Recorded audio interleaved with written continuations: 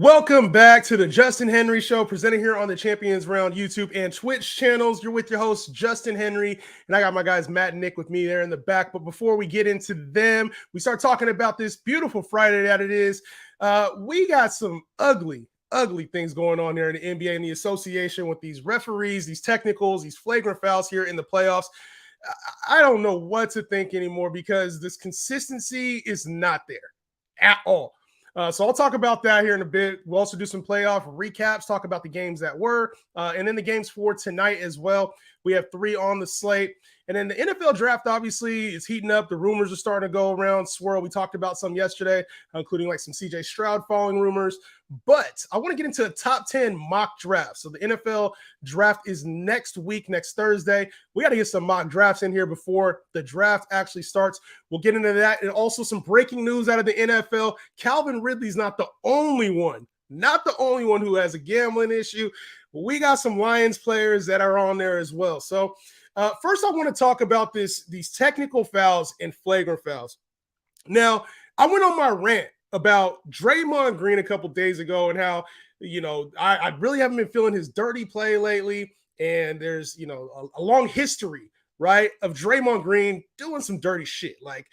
So he got suspended for yesterday's Kings-Warriors game, in which the Warriors blew out the Kings. But we saw some more action yesterday, especially in this Sixers and Nets game. Game 3 was held yesterday, and we saw Joel Embiid get a little ninja kick in on Nick Claxton, and guess what? He only got a flagrant 1. Now, everybody was kind of looking at this is the ejection, suspension. What's this going to be with Embiid? A flagrant 1, and that was it, right? So Nick Claxton goes up for a dunk, tries to step over Embiid. Embiid gives him a high, one Karate Kid kicks, and nothing happened, right? So no ejection, no suspension. All right, the refs are letting him play. Now let's go a little bit further into the game in the third quarter. James Harden has the ball and looks like he's on the outside.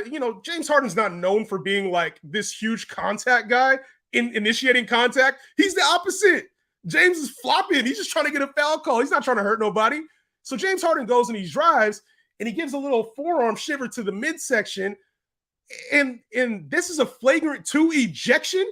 Where the hell is the consistency at with these refs? You can't call one that's a flagrant when it's very malicious and intentional.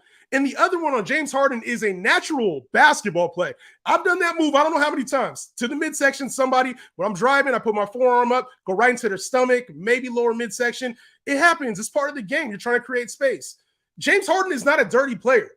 Embiid has 21 flagrant fouls in his career. One of those guys got ejected. The other one didn't. Now, it's surprising because it's Chris Quas. This is going to be a problem now. The standard that's been set with Draymond Green getting suspended and now Embiid not getting a flagrant 2, and then James Harden getting kicked out of a playoff game for doing a normal NBA move. Something has to change. These refs need to have, because this could become a lasting problem in the NBA playoffs. To get a little bit of help on this, I got to get my boy Matt in, man. Matt, I got to get his opinion on this because we were talking about this the other day. And Matt, I got to get your opinion, bro. How you living, dog? Matt, it's good to talk NBA, but I'm kind of fired up right now. I ain't going to lie. Justin, I think I sent you a message immediately and said Embiid's gone, right?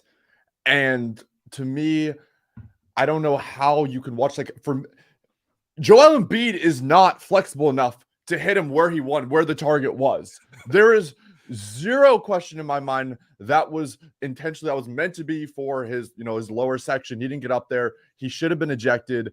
And then James Harden gets tossed. I don't know what Tony Brothers is doing. I thought Claxton, I thought that was a deserved technical when he, flexed. I understand that. I'm not mad about that. And I don't have a dog in the fight. But after what happened with Draymond, and then Embiid's only getting a flagrant 1, there's a lot of question marks right now, and NBA fans are frustrated, as they should be. Yeah, it's one of those things because the Embiid thing happened in the first quarter, early in the game, Sixers and Nets. It's like you don't want to see star players, your MVP candidates, getting kicked out of the game, right? So Draymond obviously got kicked out of the game. He got suspended, ejected, right? So that was Draymond. When it comes to Embiid, you're like, okay, well maybe they give it a pass. They don't want to get superstars out the game. And then in the third quarter, we see James Harden. And that play to you, like I played a lot of hoop in my day. And I've used my forearm to go by somebody. I've gone through people. It's not a flagrant foul. You're trying to create space. And it's not like a player like Harden is a super dirty player. What did you think when he got ejected from the game? When they were looking at it for a flagrant foul, like the idea of him being tossed didn't even cross my mind. And you bring up a good point there. You know, the Embiid thing, how much of it has to do with the fact that it's Joel Embiid and it's also super early in the game? Like, if that had happened in the fourth quarter, does that change things? Like, does Tony Brothers not want to toss Embiid in the first 5 minutes of game 3 of an NBA playoff game, especially when that's the only basketball game going on? I think, you know, the TNT crew, every single, like, Chuck, you know, Shaq, all those, everyone is just kind of shocked after the whole Draymond thing that wasn't a flagrant 2. I mean, it's something that really does need to be addressed before the rest of these playoff games, because I don't want this to be I don't think any NBA fan wants this to be the tone of the playoffs moving forward. And especially like in NBA finals, because the precedent's now being set. Guys are getting suspended, guys are getting ejected, and star players are being protected.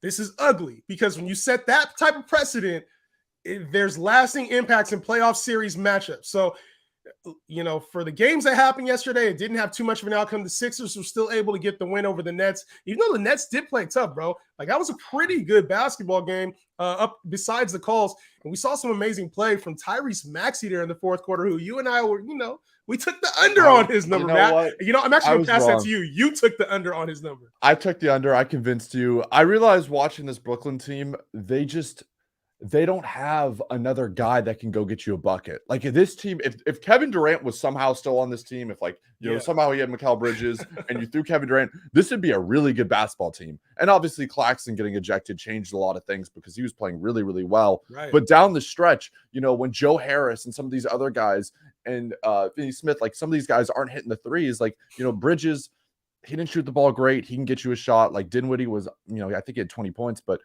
I watched this Nets team and I think to myself, like, that was the game. Yeah. That was the one to win. That you take the 2-1. There was no James Harden down the stretch. Like, you go up 2-1. As we said before, Doc Rivers, Embiid, Harden, all these guys have a playoff history that kind of align together. Yeah. That could change. A negative one, right? A negative one. So when I looked at this, you know, we talked about this yesterday and how important it was for them to get this win. Like, this was an all-out must-win game, obviously. We knew that down 0-2. Every game is must-win. But they had this one. Like, the Nets had this one in the bag, and it feels like they let it slip, and probably their playoff season slipped. Now, I like the framework for this Brooklyn Nets team. I don't think this is the end of an era type thing for them with Mikal Bridges, Cam Johnson, the way he's playing, Dorian Finney-Smith, Dinwiddie, Nick Claxton. Like, they got a solid 5. So I'd be curious to see what kind of superstar is willing to join them. Like you mentioned, Durant would be awesome, but he's out of there, obviously. Yeah. But I think there will be a superstar that joins this team. And the Brooklyn team, I feel like they have a pretty good framework for that, for, you know, moving forward. So I like what they've done. They got hella draft picks. It's go time for them. Before we get into the other 2 games from last night, where we saw a 40-point berserk performance out of Devin Booker, and then the Warriors kind of doing their thing. There was some breaking news today that we have to talk about. We got to cover in the NFL. And, you know, we talked about Calvin Ridley and his gambling issues. It looks like it infected an entire organization. So 4 Detroit Lions players and 1 Washington Commanders player were suspended. The highlight of that headliner, I should say, Jameson Williams, wide receiver for the Detroit Lions, first-round draft pick last year, suspended for 6 games due to gambling. C.J. Moore, Quintez Cephas, Shaka Toney, and Stanley Berryhill are all also suspended. Jameson Williams and Stanley Berryhill got 6 games. The others are 1 year to indefinite, at least 1 year suspension indefinitely for the other 3. And, you know, it's kind of weird because we also were in this like fantasy / gaming space, I should say. But there's a lot of rules in place. Like, the 3 that got suspended indefinitely were betting on NFL games. Like, bro, you cannot do that. Why? Don't bet on NFL games.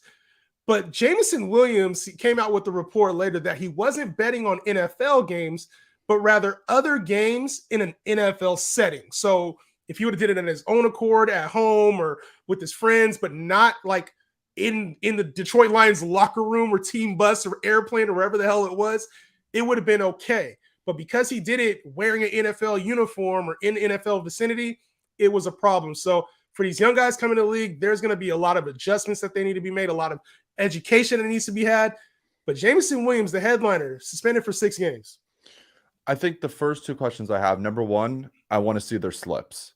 Like, what are you willing to bet on that your entire career is on the line? These guys, like, Jameson Williams, why are you like, just go home, go somewhere else if you want to bet. Like, if you want to bet on an NBA game, a UFC fight, just go home, man. And again, just ask the question, like, these guys, like, how was this stuff even found? Like, was it tracked through their phones, like their location? Yeah. Like it's crazy to think Somebody about stuff snitch. like that. Yeah, there's a snitch. Like, there's someone in there. But these other guys that are betting on NFL games, like, it blows my mind, especially after what happened last year with Calvin Ridley. And you'd think that would be a wake-up call to everyone else. I do like this not like this, obviously, but my take earlier in the year was that DeAndre Hopkins was going to get traded to the Lions, right? Ooh, yeah, they're going to – they got St. Brown, but they're going to need a receiver in there. Yeah. I do think this, though. I think that the NFL has got to talk to its younger players because gambling is now widely accessible. It's in all these states now. It's legal. And so there's going to be some type of boundary or guidelines that these guys need to follow because – the NFL's in Vegas now. It's not like it's not in places where you can't gamble. The NFL wasn't supposed to go to Vegas for so long because gambling in sports was supposed to be like this. The barrier between there. It's not there anymore. Guys have their phones. You can bet with it. So somebody in that organization had to have said something. Like for 4 guys from the same team to all go down at the same time, there was some information that got leaked or something. So I don't know the full details. I don't want to speculate too much more on it, but that's going to have a pretty big impact, I think, not just for the Detroit Lions, but for the NFL in general. They got to get this gambling thing under wraps. Yeah, and like you said, Justin, like even I went to a Suns game last year. It was a playoff game. They have a sports book in the stadium. Like you walk into the stadium and you can place bets. Like times are obviously changing and gambling's becoming a part of the sport. But these players, it's someone needs to talk to them and they got to figure some things out. It's a fine line too, because when you're younger, you want to try new things out. Like obviously we've seen some of these younger athletes get involved with assault weapons, women, like the club scene. Like there's a lot you try when you're younger, and if you can get away with it, even things like older players using steroids or using performance enhancers, people are going to do things that break the rules all day. Now, the NFL is taking a stance that this gambling thing is not going to be tolerated at all. And my concern is that, younger players who have never gambled in their life before, or maybe you're towing the line, you see other players getting away with certain things. There's going to be some boundaries that need to be set and expectations set by the NFL. So it sucks to see these guys get suspended, especially a first-round draft pick who we want to see on the field coming off an ACL last year. We want to see him on the field. So obviously, they got to get this thing under wraps. The Lions are now going to be looking for probably some help along the way now. So other than that, we had 2 other games yesterday. We don't spend a whole lot of time on them. The Warriors handled business at home against the Sacramento Kings. I think that was widely expected. The energy was crazy there in the arena. You could feel it. The 3-pointers rang heavy. Steph did his thing, my man. Yeah, I mean, Steph Curry just did what he always does, and he raised to the occasion. And honestly, like Klay Thompson didn't really even do that much, but that was kind of expected in my opinion. I think both of us thought that they were going to come in there. They weren't going to go down 3-0. I'm excited to see how the Kings respond for Game 4. This is going 7. Like the Warriors aren't losing at home. There's no way. There was a thought in my mind like the Kings could the best road team in the Western Conference, the second best team in the league on the road, that they could go in there to Golden State and maybe steal one. Yeah. Nah, the energy is crazy in that building. Without Draymond Green, they handle business in a major way. So it's can the Warriors get a win in Sacramento? That's what it's going to come down to. Both home courts are a dynamic advantage right now in the playoffs. So can the Warriors go into Sacramento and get a win? That's going to be the telling sign of this series. I think it's going 7. So good performance by the Warriors. The Suns team, we got some late breaking news. We were on the show, and then like the minute we got off of the show, Kawhi Leonard was out for the game, some knee maintenance. Kawhi's had knee problems for the last few seasons now, and I didn't think it would come this early. This maintenance will come this early here in the playoffs. Kawhi missed the game, so we saw Devin Booker go off for 45. Norman Powell and Westbrook stepped up. What were your thoughts, man, on the late news, Kawhi being out, but then also like this that puts the Suns at a huge advantage stealing one on the road? Yeah, as a a Clippers fan, it just sucks because they have the pieces around Call yourself a Paul Clippers fan George now. and Kawhi Leonard. Like, they have the right pieces, like the guys to get this done and make a push for a potential championship, but neither of their superstars seem to stay healthy. I could not, like, I read that report and I was like, this is a fake account, especially with all like the Twitter, like the verification going away. I was like, there's no way this is a real account. I just, especially after I think it was Ty Lue that said, like, this is what we've been saving Kawhi for after game one, after Kawhi played like 46 minutes or something like that. To see him then go, it's just, and Norman Powell showed out, Russell, like, these guys did their thing, but ultimately you're not going to beat Kevin Durant, Devin Booker, Chris Paul, DeAndre Ayton without Kawhi Leonard. Like, you're just not. You got to have your guys, and so we saw, obviously, like, that team needs Kawhi Leonard. They're already without Paul George. They need Kawhi. He's the focal point of that offense and defense. He spearheads the entire team. Without him, they don't have a chance. And hopefully they can get him back for the rest of the series. There's no more maintenance days. But it's like that team, these guys kind of talk after the games and they get themselves in trouble. Ty Lue talking about, oh, that's why we saved him for 42 minutes, get themselves in trouble. Curry kind of came out with some comments too after the game. He said, once Draymond was suspended, they say Draymond's got a history, so do we. So the Kings, man, they got to be able to spark up some type of competitiveness because the Warriors got their groove back. It feels like the Suns might be taking control of this already. Little question came in and says, who do you think, I'm right? Shout out to I'm right, the podcast. Who do you think will sit out the most games this postseason? Anthony Davis, Paul George, Kawhi Leonard, Chris Paul, Booker, or Durant? I think we got it. Paul George is like the leader in that right now. Obvious. Like, Paul George, we got to see him back on the court. I hope he gets back on the court for the next series if the Clippers make it. So now you're a Clippers fan now, not a Bulls fan anymore, right? No. I just said this is my postseason team. I need to see some Clippers gear from you now. Like, now you have to be a Clippers fan. Clippers reactions only, no Bulls reactions, bro. Like, that has to be who you are now. I'm sending you some Clippers. All right. Before we get into the games tonight, I want to do a quick mock draft. NFL draft is here, mock draft, and this isn't going to be like some expert breakdown. This is going to be a very casual approach for the top 10 picks in the NFL draft. We're going to look at some of these picks, some of these players, and just kind of go through. And I'm just going to list my top 10 here for this draft, and then we can go and review it. All right, sound good? Sounds good. All right. So Carolina Panthers on the clock with the number 1 pick. I don't think they go any other direction besides Bryce Young out of Alabama, quarterback out of Alabama. This team needs to get some direction at the quarterback position. They obviously traded up to make sure that they get their guy at number 1. There was rumors about CJ Stroud. It's looking like Bryce Young is the pick. Give me Bryce Young for the Panthers at number 1. Number 2 pick, a little bit of a surprise here. Everybody has this pick. The Texans going quarterback here.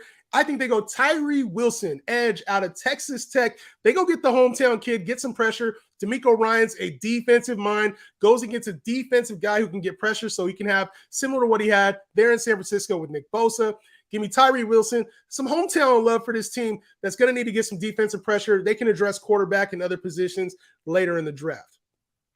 Number 3, I got Arizona Cardinals taking Will Anderson. He's expected to be one of the top edges available out of Alabama. I think they address some defense there. They got a ton of things that they need to address, but Will Anderson out of Alabama.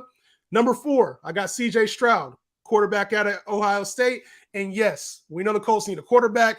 I think they go and get the safest pick in the draft. They need some stability. Haven't had any since Andrew Luck. And I think the Colts go get their guy who happens to fall to them at number 4 without them having to trade up.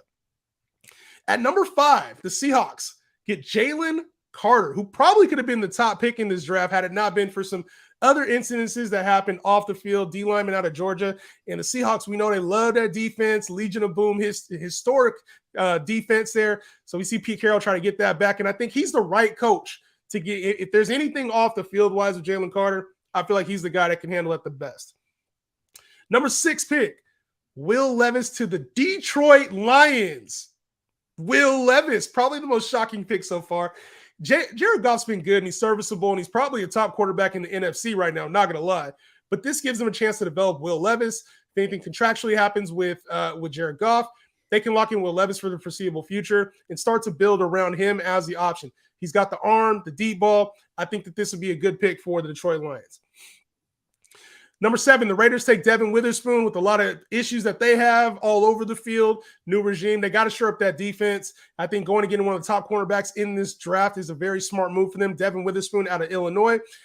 Raiders address the defense in a major way. Go get a lockdown corner and start to address the rest of the defense so you can get some stops along with Jimmy G. We know Jimmy G is a game manager. At number 8, I got the Atlanta Falcons taking Anthony Richardson. I know they said Desmond Ridder's their guy. They're not going after Lamar Jackson. But don't think that they don't have the best field for track meet. And they get the most athletic quarterback of all time. The most of all time in Anthony Richardson. I think they go get him. They turn it up in hot Atlanta and get things rocking. He's from down there, kind of, he's in Florida, so Southern boy anyway. At number 9, we got the Chicago Bears taking Darnell Wright. They've invested a lot in Justin Fields, going and getting a receiver. They get the best offensive tackle in the draft out of Tennessee, Darnell Wright. I think this is the right move to shore up that offensive line and give Justin Fields a little bit of time to get that ball to DJ Moore. And then the last pick. You like that pick? I do. I was going to say, my fever dream is somehow Jalen Carter falls to us or we move up. But, if it plays out the way that you're saying, as I assume it will, because you're an expert, then I try to be, right? Then I am perfectly fine. Protect our quarterback for the future. In the last pick, the Philadelphia Eagles at number 10 that I'm going to do right now. We'll do a deeper draft later. We'll have some real draft experts on at a different time. But the last pick, Philadelphia Eagles at number 10, get Nolan Smith. They get an edge out of Georgia. And I know a lot of people like this pick to be Bijan Robinson. We'll talk about Bijan Robinson here in just a second. But for me, this gives them a chance to replenish the defense. They already paid Jalen Hurts. They paid A.J. Brown. They don't really need running backs. I think this team needs to start to rebuild that defense since they've paid a lot of their offensive guys. Going and getting Nolan Smith, there's going to be no drop-off there with the defense. Give me Nolan Smith out of Georgia to shore up that defensive line here for now and in the future. So, Matt, out of those picks, man, was there anything that caught your eye or anything that you want to throw your opinion on? Not really. I would say the Bryce Young thing I like because watching Bryce Young all through college, I think he's the most talented Alabama quarterback I've watched since I started following football. And I also don't think even last season, you look at the receivers and what he had around him compared to what most Alabama quarterbacks get, and I don't think any was near the talent. So I think Bryce Young. I understand people oh, he's too short and all that stuff, but I think he is a stud. I think he's going to be a good NFL player. Stroud slipping to 4 is interesting. I would not be surprised to see that happen, but I think that definitely would make things the Colts, if they somehow didn't have to move up and they were able to grab him at 4, how would that affect the rest of the draft? I don't know. You could also see teams sitting at 3, if the Cardinals are sitting there at 3 and Stroud's still on the board, our team's going to rush to try to get ahead of the Colts, assuming they're going to take a quarterback. It's going to be interesting to see how it plays out. I agree with you. That's the only thing that I think would mess up a lot of what I have is these trades. I feel like there's going to be a lot of active trading because, guys, the quarterback position is kind of top heavy. The running back, Bijan Robinson, we didn't talk about him. Somebody's going to be coveting him. There's going to be some people that fall in this draft just because of trades. So as all mock drafts, we're going to do some more. We got to, evaluate all angles. Before we get into that, though, Bijan Robinson did have official visits with 2 teams. So as the rumors are heating up, it was kind of surprising because he's been touted as this generational running back, and he only visited with 2 teams, and that was the Eagles, who had pick 10 and pick 30, and then the Tampa Bay Buccaneers, who had pick 19. So it's kind of interesting to see that he's had calls with other teams, but official in-person visits, only 2 teams got him in before the draft. It's funny. I like hearing that generational talent term, though, because, right? I am I don't know if you know this, I'm a Texas Longhorns fan, right? Okay. So I've been watching Bijan since he first came to us, and you knew right off the bat that he was going to be something special. And I just think when I watch Bijan play, there's not a single part of his game that lacks. He really can do everything. And in the right offense, I think he's going to be a superstar. And I just hope he falls to the right team. And even the Bears, 9's early, don't get me wrong, but if they drafted my guy Bijan, I would not be mad. I had him slotted. And so I was going through my initial. I actually put Bijan Robinson there at 9. And I started to think this team is not going to go running back. Even with Khalil Herbert as their main guy, to me, this team has to address offensive line. That was, it's fun as the fantasy guys and us, the betting guys, just the fan and just wants to see the offensive explosions all the time. But in order to build that, you have to go through all the phases. Yeah. And offensive line is one of the key components of having a successful run game, successful quarterback play. So I wanted to go Bijan though. And I know you probably, you would have saw Bijan, you'd have been happy as hell. I wouldn't have been that. I'll say that. All right, we got 3 games on the agenda for tonight. 3 games. The Knicks and Cavs series heats back up. Anything different you're expecting out of this game? This will be the Knicks. The Knicks will have a chance here at home to get things right. Obviously, the series is tied up 1-1. They're favored to win this game. Do you think the Cavs can pull it off on the road, or are you rolling with the Knicks? Because I think the Knicks handle business. First home game, the energy will be there. It's Madison Square Garden, but we'll probably see some big performances. I think Donovan Mitchell comes out ready to shoot the lights out today. Yeah, I'm excited to see how Donovan Mitchell plays tonight because I think he's going to be a lot more aggressive tonight, and they're going to need that from him. I imagine this Knicks team's going to bounce back. If Donovan Mitchell goes for 45, I could see it going down to the wire. But at the end of the day, I think the Knicks are going to get it done. The Cavs really showed something to me in that second game, and that I think they made some good adjustments that the Knicks will have to adjust to. Now, also the health of Julius Randle is going to be at play too, because he did have a late fall there. So we got to see his availability. Is he going to be full go? Is he going to be limited at all? Is he not playing? So I think that's a big important factor for this Knicks team too. He has to be on the court. If Julius Randle's not on the court or not 100%, I don't really think this Knicks team has a chance. I'm going to take the Cavs tonight, even though they're dogs. I'm going to take the Cavs tonight to upset the Knicks on the road. I know I was kind of talking up the Knicks just a second ago, but the more I think about it, I'm like, I think Donovan has a big performance tonight, and I think the Cavs figured something out there in game 2. So I'm flip-flopping. I like that. But I'm standing on it now. Now I'm standing on it. All right, Celtics Hawks. Next game on the slate. Actually, that's the first game on the slate. The 4 o'clock, 7 o'clock game. Any chance that the Hawks at home rally behind the home court and get a win? Because it feels like the Celtics team's kind of dominating right now. Yeah, I saw the line on that game and I was like, that seems a little low. Like, I like Boston. It was like 4.5 or whatever it was. And I'm going to take that. Like, I think Boston is such a superior team. And I understand that it's in Atlanta, but I think Boston is just going to turn it up a notch. They really showed me something in game 2. Like, Atlanta in game 1 looked like it was the first game going into Boston, but that Boston team, they showed me a little bit of heart, a little something that I wanted to see, that they weren't going to look past this Hawks team, that they were going to take the first round seriously. Yeah. And I expect them to go in Atlanta and take care of business. Yeah, I think the Hawks have a little bit of juice left. Like, they'll be able to go in there and actually play well. Now, will they finish the game and actually win the game? I have my doubts, right? But if they're going to win, it's kind of like the Nets. If they're going to win, this has to be the game. They got to get it on their home court. So I think Trae Young has probably his best performance of the series so far. He struggled a lot with the with the outside defense from the Celtics. So I could see this thing going a number of different ways. I probably would do Hawks with the points if I was, in that space. But we're not talking about that right now, obviously. The last game on the slate, Nuggets Timberwolves. As much as I want to pick the Timberwolves, I think the Nuggets might sweep this thing, man. Yeah. I think they do. I think they're the better team. We saw Ant have a hell of a performance, but it's it just feels like if everything is not clicking for this T-Wolves team doesn't have a superstar. They got a bunch of 2s and 1s, and Ant just hasn't developed into that yet. So until we see that out of Anthony Edwards, Cat to me isn't really an elite superstar. Gobert is just a defensive player at this point. Conley, if he's not on fire, it feels like this team has no chance. Yeah, we need to see a performance where every single person is on their A game for them to have a chance against this Nuggets team. And, Ant dropped 41 and they still lost. So I'm kind of having my doubts as well. I'd probably take the Nuggets myself here.